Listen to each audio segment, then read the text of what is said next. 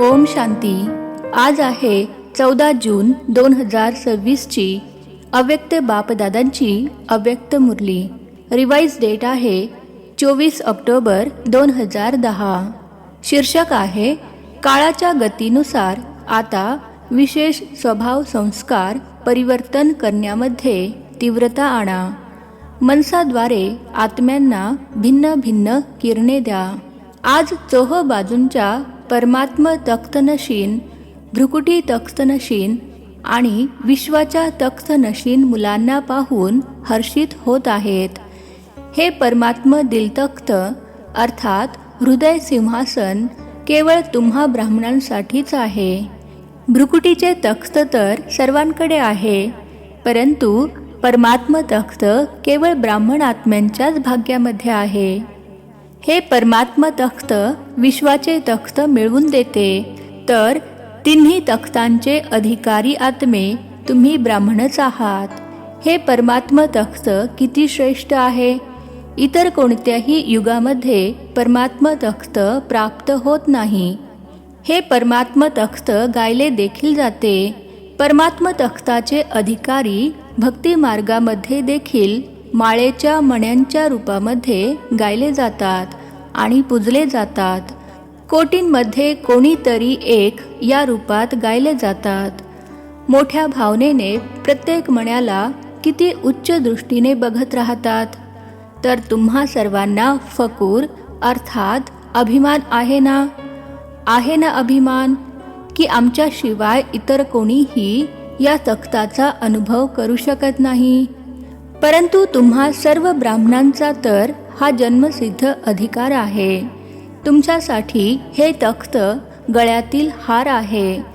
तर एवढा नशा असतो का की भगवंताच्या दिल तख्ताचे अधिकारी आहोत? हा नशा आणि आनंद सर्वांच्या सदैव स्मृतीमध्ये राहतो का? आपण कोण आहोत याचा निश्चय आणि नशा असतो का? बापदादा तर अशा 3 तख्तांच्या अधिकारी मुलांना पाहून खुश होतात। वाह माझ्या श्रेष्ठ अधिकारी मुलांनो वाह। मुले म्हणतात वाह बाबा वाह, आणि बाबा म्हणतात वाह मुलांनो वाह। स्वयं बाबा सुद्धा अशा मुलांची महिमा गातात। तर नशा आहे। आपण कोण आहोत? जेवढा निश्चय असेल तेवढाच नशा असेल, आणि निश्चयाचा नशा तुमच्या चेहऱ्यावरून आणि चलनद्वारे अर्थात वर्तनामधून दिसून येईल। ज्याला निश्चय आहे त्याला नक्कीच नशा असतो। बापदादा देखील आता प्रत्येक मुलाच्या चेहऱ्याद्वारे आणि चलनद्वारे आत्म्यांना अनुभव करवू इच्छित आहेत। वाणीद्वारे तर अनुभव करू लागले आहेत। आता अनुभव करण्याचे कार्य सुरू झाले आहे। पूर्वी ऐकत होते, विचार करत होते। आता तुम्हा ब्राह्मण आत्म्यांच्या स्थितीचा प्रभाव अनुभव करू लागले आहेत। तर आपणच स्वतःला चेक करा की मी पूर्ण दिवसभरामध्ये किती वेळ परमात्म दिलतख्तावर राहतो। कारण हे दिलतख्त विश्वाचे राज्य प्राप्त करून देण्याचा आधार आहे।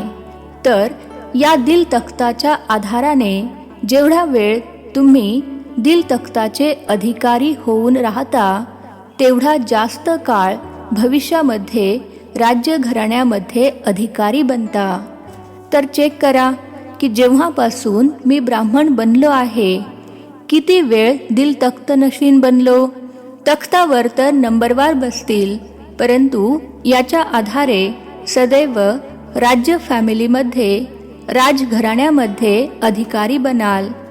कधी चेक केले आहे का? दिल तख्तावरून उतरत तर नाही ना?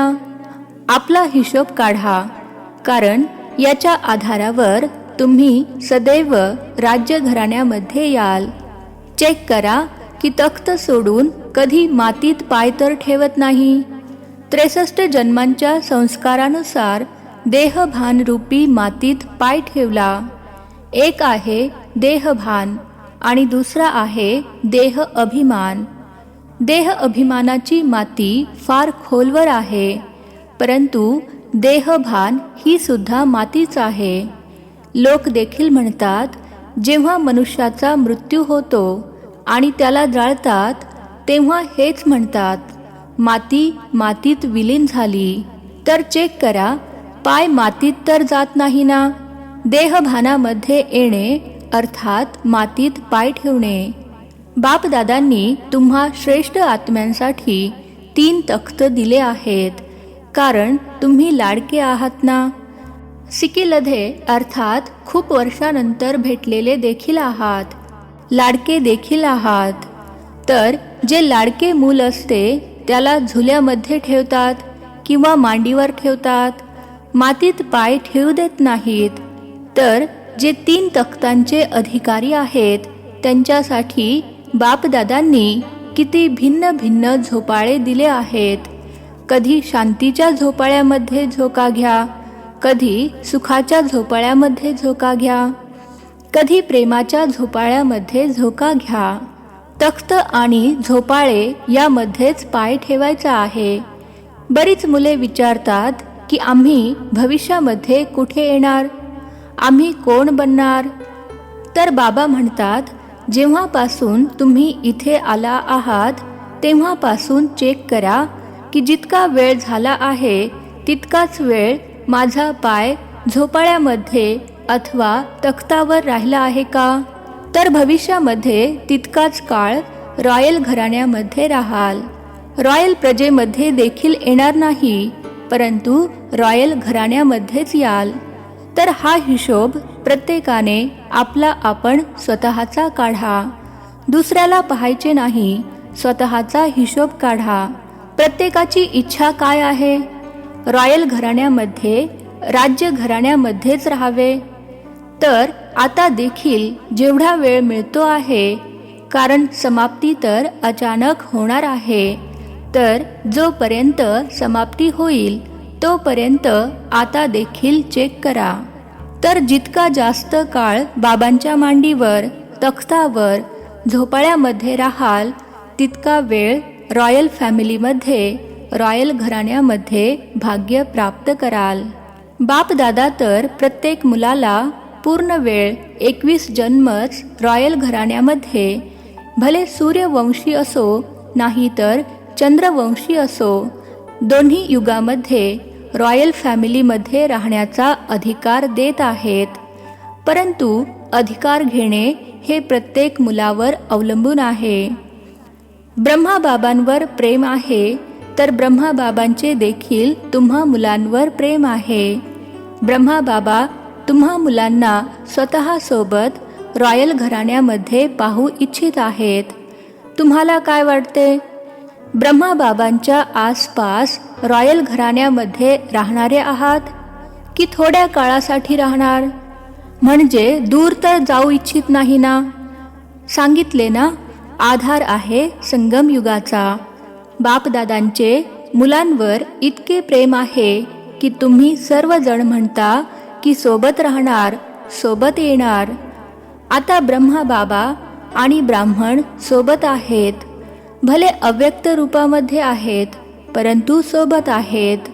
आता बापदादांनी पाहिले की मुलांना माया देखील अजूनपर्यंत सोडत नाहीये, तिचे देखील प्रेम आहे. आणि आजकाल 2 रूपांमध्ये विशेषतः माया देखील चान्स घेते. 2 रूपांमध्ये येते. एक आहे व्यर्थ संकल्प आणि दुसरे आहे कुठे कुठे, कधी कधी ही देखील लाट आहे की मी जे केले अथवा विचार केला मीच बरोबर आहे, मी काही कमी नाहीये. ही लाट सर्वत्र पसरलेली आहे. मीच राईट आहे. परंतु जे कनेक्शनमध्ये अर्थात संपर्कात येतात किंवा निमित्त बनलेले आहेत ते देखील तुमच्या विचारांना साथ देतात का? इतरांचा देखील त्या विचाराला दुजोरा मिळाला पाहिजे. हे व्यर्थ संकल्प टाईम वेस्ट करतात. म्हणूनच बापदादा दररोज होमवर्कमध्ये रोजची मुरली मनन करण्यासाठी, सेवा करण्यासाठी देतात. जर मनन कराल अथवा मनन करता करता मग्न व्हाल तर हा रोजचा होमवर्क मनाला बिझी ठेवण्याचे साधन आहे. ऐकणे आणि मनन करणे अथवा मग्न होणे बापदादा म्हणूनच हा रोजचा होमवर्क देतात. जसे मुलांना होमवर्क इतका जास्त देतात की ज्यामुळे त्यांची बुद्धी तो करण्यामध्ये बिझी राहावी, तसे रोजच्या मुरलीमध्ये 4ही सब्जेक्टचा होमवर्क आहे. मनसाचा देखील आहे, वाणीचा देखील आहे, कर्माकडे देखील अटेन्शन आणि दिव्यतेचा इशारा हा होमवर्क आहे. तर होमवर्कमध्ये बिझी राहाल तर व्यर्थ संकल्पांना येण्यासाठी जागाच राहणार नाही. या विधीचा जर अवलंब करत राहाल तर व्यर्थ संकल्प स्वतःहूनच तुमचा निरोप घेतील. कारण बापदादांनी पाहिले की आठवणीच्या यात्रेवर सर्वांचे नंबरवार अटेन्शन आहे. वाचा सेवेमध्ये देखील अटेन्शन आहे. परंतु आता स्वतःचे संस्कार किंवा इतरांचे संस्कार परिवर्तन करणे हा स्वभाव संस्कार, ज्याला रॉयल रूपामध्ये तुम्ही म्हणता नेचर अर्थात स्वभाव, माझी नेचर आहे, भाव नाहीये, नेचर आहे, हा धारणेचा सब्जेक्ट अजूनही रॉयल रूपामध्ये येत असतो. तर बापदादा आजकाल हाच इशारा देत आहेत की धारणेमध्ये जी काही कमतरता आहे त्याकडे आता विशेष अटेन्शन द्या. बापदादांनी यापूर्वी देखील सांगितले आहे की आता धारणेमध्ये या मुख्य धारणेवर अटेन्शन द्या. कोणतीही गोष्ट घडली तर चेक करा, सेकंदामध्ये फुलस्टॉप देऊ शकता का? की हवा असतो फुलस्टॉप परंतु बनतो क्वेश्चन मार्क. फुलस्टॉप नाही, अर्धा फुलस्टॉप लागतो आणि मात्रा बनते. पुढे जाऊन असे सर्कमस्टन्स अर्थात परिस्थिती येतील ज्यामुळे तुम्हाला सेकंदामध्ये फुलस्टॉप लावावा लागेल. त्यावेळी क्वेश्चन मार्क, आश्चर्याची मात्रा यांनाच जर ठीक करू लागाल तर इतका वेळ मिळणार नाही. सेकंदामध्ये फुलस्टॉपची आवश्यकता असेल याचा अभ्यास खूप आधीपासूनच हवा, तेव्हाच वेळेवर विजयी बनू शकाल. तर गडबड गोंधळाच्या काळात जेव्हा संस्कार स्वभावाचा पेपर असेल त्यासाठी आत्तापासूनच अशा वेळी अभ्यास करा, म्हणजे मग हा खूप काळाचा अभ्यास पुढे जाऊन तुमचा खूप सहयोगी बनेल. तर बापदादा अमृत वेलेला फेरी मारतात तेव्हा प्रत्येकाचा पुरुषार्थ चेक करतात. 4ही सब्जेक्टमध्ये पुरुषार्थ तीव्र आहे की साधारण आहे. तर काय पाहिले, काळाच्या गतीनुसार आता पुरुषार्थामध्ये सदैव तीव्र पुरुषार्थाची आवश्यकता आहे. तर बापदादा इशारा देत आहेत की वेळ तीव्र गतीने समीपतेच्या जवळ येत आहे. त्या हिशोबाने आता विशेष स्वभाव आणि संस्कारांच्या परिवर्तनामध्ये तीव्र गती पाहिजे. आता बापदादा सर्व मुलांना समान बनवू इच्छित आहेत. तुमचे लक्ष देखील आहे पित्या समान बनायचेच आहे. यासाठी सर्वात सोपे साधन आहे ब्रह्माबाबांना फॉलो करा. पडताळणी करा. जे पण कर्म कराल आधी पडताळणी करा अर्थात तपासून पहा, तुलना करा. हे कर्म अथवा बोल किंवा संकल्प ब्रह्माबाबांचे आहेत का? म्हटले देखील जाते की आधी विचार करा मग करा. बोलण्यापूर्वी विचार करा आणि मग बोला. तर ऐकले बापदादांना आता काय हवे आहे ते? तुमची देखील इच्छा तर आहेच. जेव्हा रूहरिहान करताना तेव्हा बापदादा खूप गोड गोड गोष्टी ऐकतात. उमंगाच्या गोष्टी देखील खूप छान करता. हे करून दाखवू, हे करायचेच आहे, हे होणारच आहे. संकल्प खूप उमंगाचे असतात, परंतु कर्मामध्ये येईपर्यंत काही बदलतात, काही पूर्ण होतात. बाकी बापदादा भिन्न भिन्न प्रकारच्या सेवेचे तुम्ही जे प्लॅन बनवता ते सर्व पसंत करतात. प्रोग्राम्स देखील जिथे तिथे छान चालले आहेत, परंतु आता जितके वाचेद्वारे किंवा भिन्न भिन्न विधींद्वारे करत आहात, सफलता देखील आहे, बापदादा खुश देखील आहेत.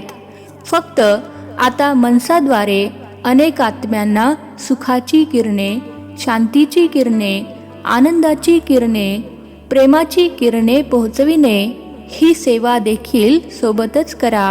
आपल्याच संस्कार परिवर्तनामध्ये अथवा दुसऱ्यांच्या संस्कारांना सहयोग देणे यामध्येच बऱ्याच जणांचा जास्त वेळ जातो.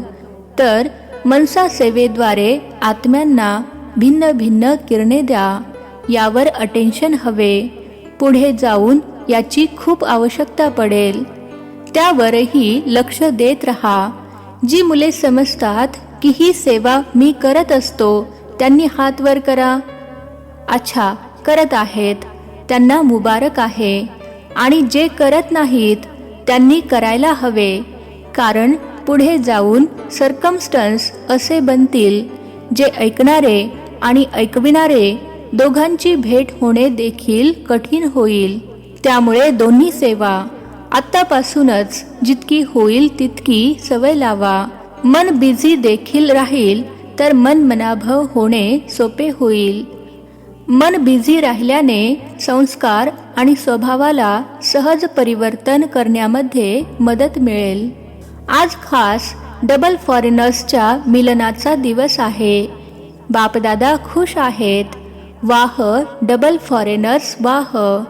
बापदादांना आनंद आहे की विश्वाच्या कानाकोपऱ्यामध्ये जी बाबांची कल्पापूर्वीची मुले लपलेली आहेत, तर विश्वाच्या सेवेमध्ये डबल फॉरेनर्स निमित्त बनले आहेत. आणि बापदादांनी ऐकले आहे की प्रत्येक जण आपापल्या एरियामध्ये, गावागावामध्ये किंवा शहरांमध्ये जे राहून गेले आहेत त्यांच्यापर्यंत पोहोचण्याचे प्लॅन बनवत राहतात. यासाठी मुबारक असो, मुबारक असो. नाहीतर जेव्हा समाप्ती होणार असेल, परिस्थिती बदलेल, तेव्हा तुम्हा सर्वांना, भले भारत असो नाहीतर विदेश असो, अशा पुष्कळ तक्रारी येतील की आमचे बाबा आले आणि तुम्ही आम्हाला सांगितले सुद्धा नाही, संदेश तरी द्यायचा होता. खूप तक्रारी येतील. त्यामुळे आता करत आहात, अजून कुठे कोणता कोपरा राहून जाऊ नये यासाठी प्रयत्न करा. बाकी बापदादा डबल फॉरेनर्स अथवा देशातील दोन्हीकडील मुले जी चोहोबाजूंनी आपला पुरुषार्थ करत आहेत त्यांना पाहून खुश आहेत. खूप खूप खुश आहेत. कशासाठी, का खुश आहेत? आता देशामध्ये विदेशामध्ये हे प्लॅन बनवत आहेत. बापदादांना पसंत आहे. कोणत्याही साधनाद्वारे संदेश पोहोचला पाहिजे. हे विज्ञान खरे तर तुम्हा लोकांसाठी समयानुसार खूप मदत करणारे आहे. दिवसेंदिवस नवीन नवीन साधने निघत असतात. त्यांना निर्विघ्न बनवून कार्यामध्ये वापरत जा. सेवा वाढविण्यासाठी तुम्ही जिथे कुठे मीटिंग करता, बापदादा ती ऐकतात आणि खुश होतात की मुलांची बुद्धी आता साधनांना सेवेमध्ये लावण्यासाठी सर्वत्र जात आहे. म्हणूनच जे देखील तुम्ही प्लॅन बनवता ते बापदादा ऐकतात. फेरी मारतात ना.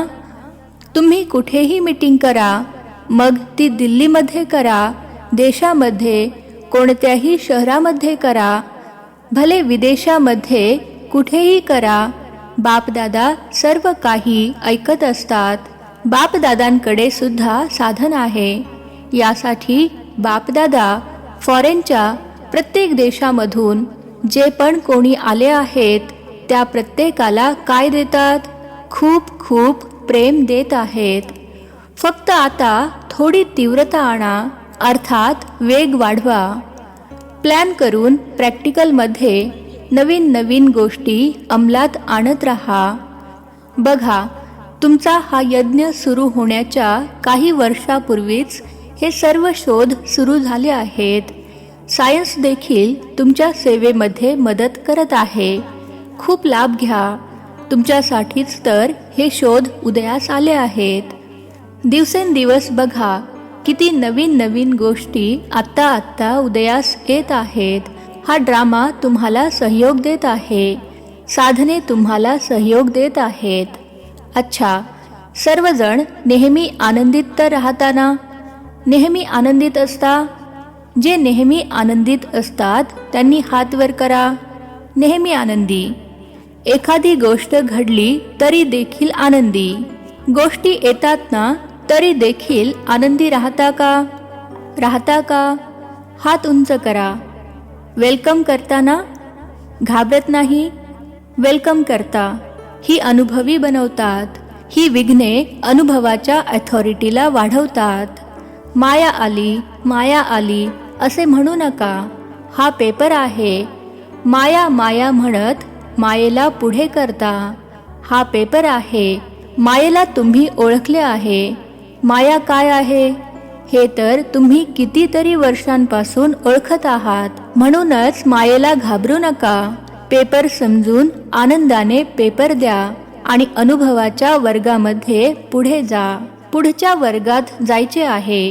गोंधळून जायचे नाही. काय करू, कसे करू, काय, का हा विचार करण्याचे काम ब्राह्मणांचे नाही. त्रिकालदर्शी आहात.